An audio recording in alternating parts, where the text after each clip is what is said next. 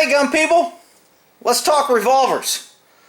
Did one on why I like Glocks, did one on my 1911s on why I like them, and now I'm going to talk about pros and good, what you're looking for when you're looking for a revolver, and different types of revolvers. All these guns aren't mine. I think I borrowed them from several different neighbors, so you don't want to come in my neighborhood. Anyway, so let's take a look at some of these guns here, and I'll explain the differences. I'll give you the name of them, and let me see if I can spin this around and get this right. Okay, so when you're looking at revolvers, there's different things that you can look for, and the things that you'll notice difference is, of course, barrel length. This is a 4-inch barrel, 2-inch barrel. This is stainless steel. This is a blued gun. Shorter barrel. Okay, still revolvers. Notice the release right here on this gun is right here. I believe this is a Ruger GP100. The release on this gun is right here to open a cylinder. This is a Dan Wesson. So you pull down here to open that cylinder. So normally they're right here though. This is what a Smith looks like in common guns. You push right there. I think this might be a Taurus. What is it? No, it's a Rossi, and it pushes right here to open that cylinder. So most of your guns are going to open right here on a revolver when you push it. Dan Wesson will open here. Colt has a different one. This is a Colt Python, and it's got a different one right here. So you would pull back on the Colt to open this cylinder. And that's how you open a cylinder, by pulling back on this instead of pushing. This is a, I think this is a Dan Wesson or a Taurus. What is it? It looks like a Dan Wesson. It is a Dan Wesson. You can tell by the way it opens there. So you have two guns here. They're both pretty much the same gun. They both have what's called a ribbed barrel. See the ribbing on the top of the barrel? This one has a full shroud at the bottom. You notice it's like two barrels. This one, the shroud only goes to here, and then it goes back to single barrel. Kind of like this one on a stainless steel. It goes to here instead of all the way down. Versus the 686, which goes straight out the bottom like so. So, what's the difference between this gun, which is a Colt Python, and this gun, which is a Dan Wesson? Well, probably about $1,500. This gun's probably, I mean, you were buying these new when they were new, probably $500-600, and that was expensive. And now they're going anywhere from $1,500 to $2,000. I've seen them as much as $3,000, depending on condition. And this, almost the same gun, I think I picked this up at a pawn shop for maybe $400, maybe $450. So both shoot the same, both 357s. Most of these guns are 357. On my revolvers, I like a 357-38. That way I can shoot a higher pressure if I need to in a crisis, but I can also shoot the lower pressure, the lighter rounds, the 38 special rounds, when I just want to practice or use cheaper ammo. But most of these guns are loaded with either 357 or 38 plus P. So let me get my Python back where it's supposed to be, because that's usually in a little case kind of picked up there. Again, we have our stainless guns over here and our blued guns over here. This is a Dan Wesson also. You can tell by the little release up here, by looking at the gun. Remember I talked about when somebody holds a gun, you can kind of tell things about it? I can tell there's no release here. So that probably tells me it's not a Smith, Rossi, Taurus, or Colt. And if it's got it here, it's probably Dan Wesson. So I don't know how many other manufacturers make that there. These are called just your flat standard fixed sights. Some people call it a groove sight, a rail sight, whatever you want to call it. You can adjust it. You really don't have a rear sight. It's just part of the gun. Unlike this one, who has a rear adjustable sight that I can move it up and down and adjust my target hits. So by looking at one, the difference, you can look at the sights depending on what sights you want. The downside of these is they get bumped, they move. If you're a little rough, you can knock your sights off.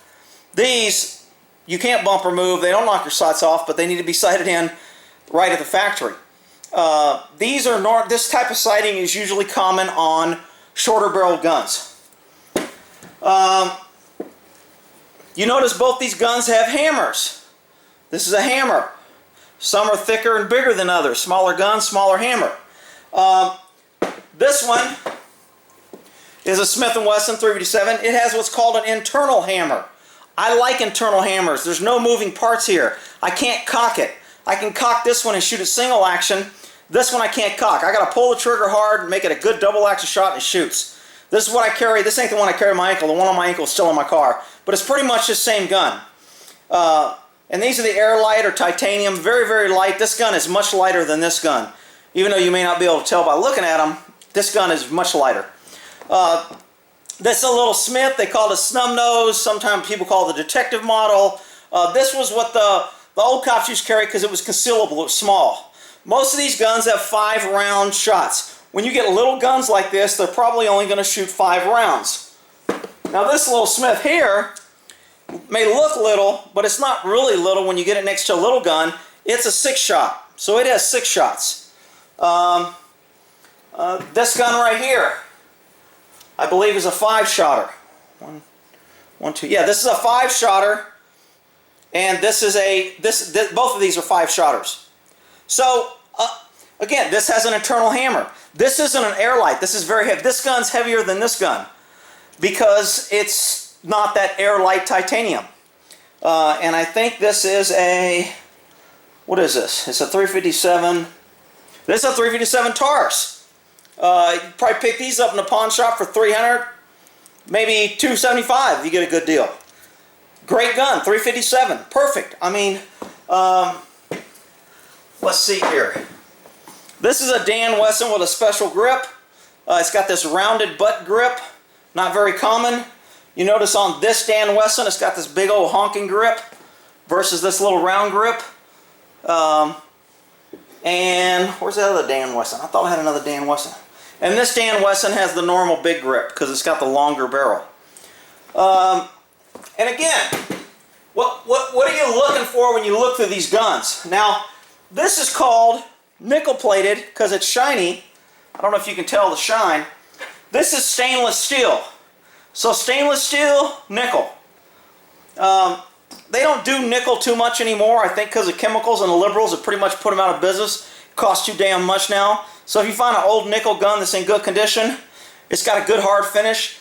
Before they started doing Cerakote and all these other finishes where they used to do this blue gun or it was stainless steel, when you nickel plated a gun, it was probably the hardest, best protection around at the time.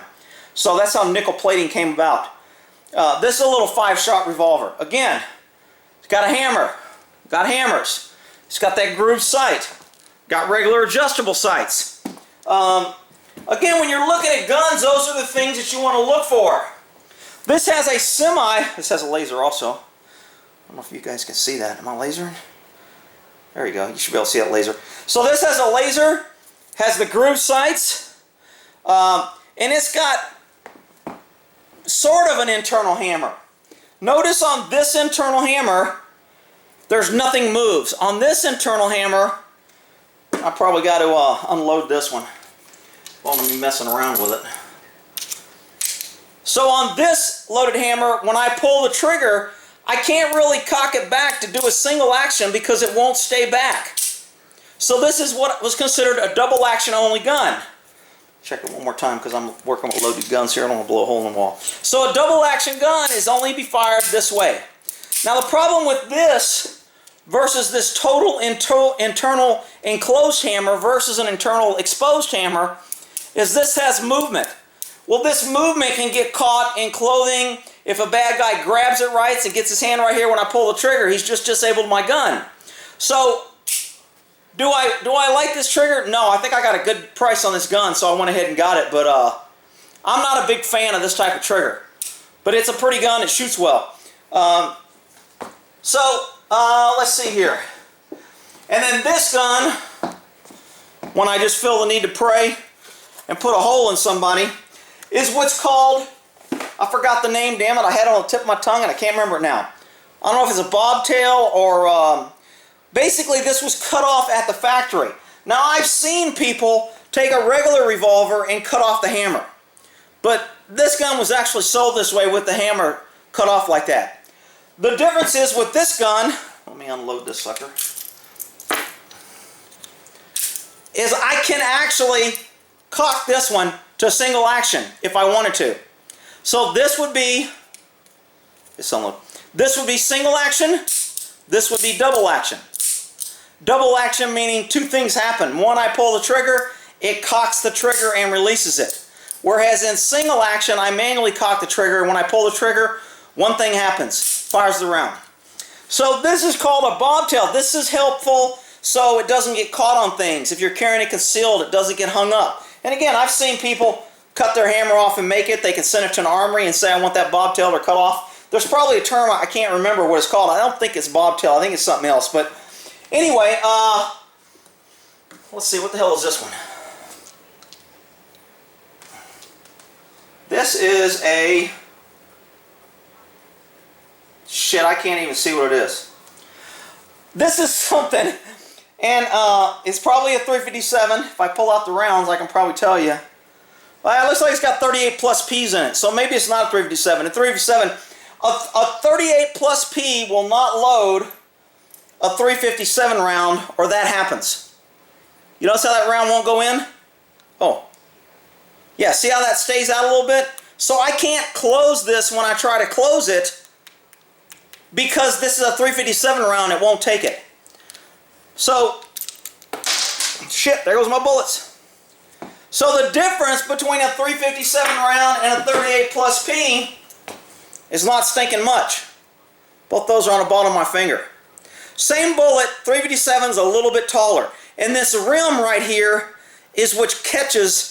If you're loading this in a 38 plus P or 38 gun, you can't load a 357 round. Whereas this will load in a 38 or 357 because it's short enough, it's not going to hit the tip. So, I'm going to have a round mess here. Let's see here. Did I go over everything? Oh, this is a, now this is a Smith with fancy grips. This is a Smith with what's called Pacmar rubber grips. And this is a, what I call a copycat of a Taurus. I believe it's a Taurus. It is. And they copied this gun. So this is a Smith & Wesson 66, which will probably cost you $600, $700, $800 depending on the gun. This you can probably pick up for maybe $450, $500 new, probably $400 in a pawn shop because of the Taurus. Is there a difference? This one feels a little bit heavier. The Taurus feels heavier. Is there a difference when they shoot or when they last? A lot of people crack on Taurus. I'm telling you, when you get the gun side by side with a Smith, I don't see a whole bunch of difference. Now, somebody's going to say it's internal, they use cheaper, they're going to say mem parts, they're going to say this, they're going to say it's manufactured. Whatever, I'm telling you, I've never had a Taurus fail. Actually, I bought one of the cheap knockoff Tauruses in a semi-automatic, and I took it apart and broke one of the pieces. I called Taurus, said, hey man, I bought this gun new and the piece doesn't work. And they sent me a new one free, no charge. Taurus is a lifetime. No matter who owns a gun, this Taurus, they'll fix it for free for a lifetime. So I can sell this to you, you can sell it to your kid, and Taurus says we fix them for life. Smith and most of your other manufacturers will say lifetime, but then they squeeze in original owner only. So as long as you're the original owner, it's lifetime. But you can't buy this gun for somebody else and get the warranty. With a Taurus, you can buy and sell this gun 20 times, the warranty still sticks with the gun. So I know a lot of people crack on Taurus, I'm telling you. I look at these two guns, I take them apart, I clean them, I polish them, I look at the workings, I look at everything about them. There is not a whole bunch of major differences. This has a Smith insignia, this has a Taurus. This has better resale and costs more. This one costs less and doesn't have as good as resale. But basically, they're the same damn gun. And I'm telling you, I got no problem with Tauruses. I've said it before. I said it with our automatics. I don't like their 1911s because they make them a Series 80 with that damn fire and pin safety. I'll put that book in there. But anyway, so those are the things that you're looking for. Other things that you may look for is some people like the smooth big grip. Other people like the rubber, the finger grooves for the finger to fit in there. So if you like the finger grooves, you can always change your grips later if the gun doesn't have it. This has wooden grips with finger grips. This one does not have finger grips. It's smaller, but it's pretty good size. This little bitty one has little bitty grips. Both of these grips will fit on the same gun. These are, I think, the same gun. This has the bobtail cut out. This has the regular hammer. But you can tell the difference the grips make when you're looking at a gun, and you're looking at pretty much the same damn gun.